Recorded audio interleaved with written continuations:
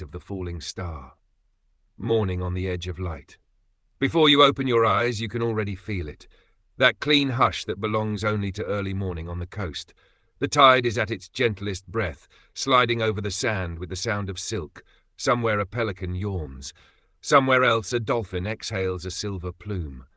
Inside the little blue house, the first light spills through the window and washes across the bed like liquid gold. Captain Jack is the first to stir. He stretches long, lets out a pirate's grunt, and hops down from the sill. His paws land with the softest thud. "All hands on deck," he murmurs. The dawn's come to collect its promises. Princess Alley blinks awake next, her fur catching the sunlight so it looks woven with stars. Tony gives a mighty squeak bark from under the blanket, convinced he's chased off whatever ghosts remained from the night before. Scotty opens one eye, then the other, and smiles at the sight of Lena sitting up slowly, hair catching the light like seagrass. For a heartbeat, she forgets the world beyond the window.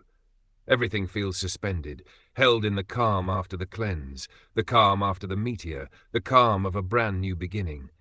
She slips out of bed and pads barefoot across the floor.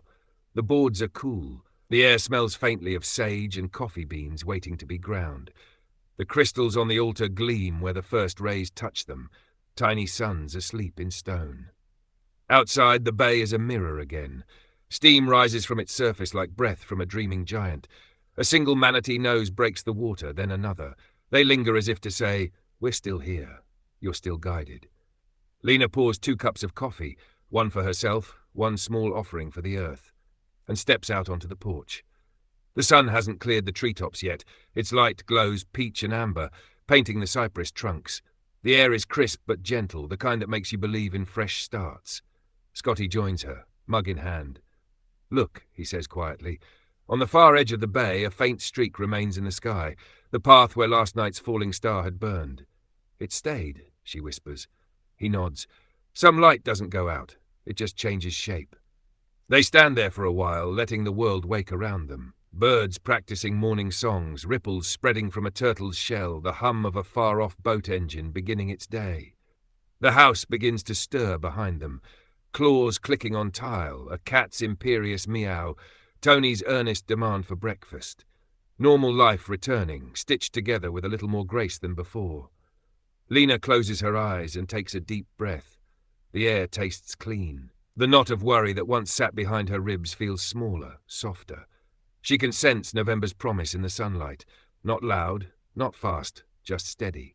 She thinks of Grandmother Flo's voice from the dream. Time is a current, not a cage. The words echo now like music. She whispers to the wind.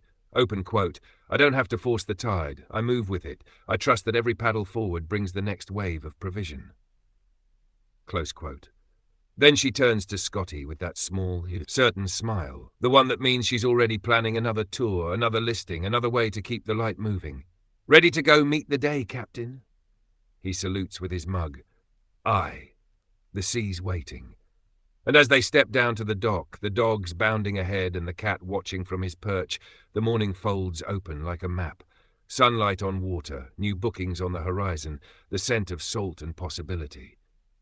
Somewhere beyond the mangroves, a new star glimmers faintly in the brightening sky, proof that last night's wish is still travelling, still unfolding, still on its way home.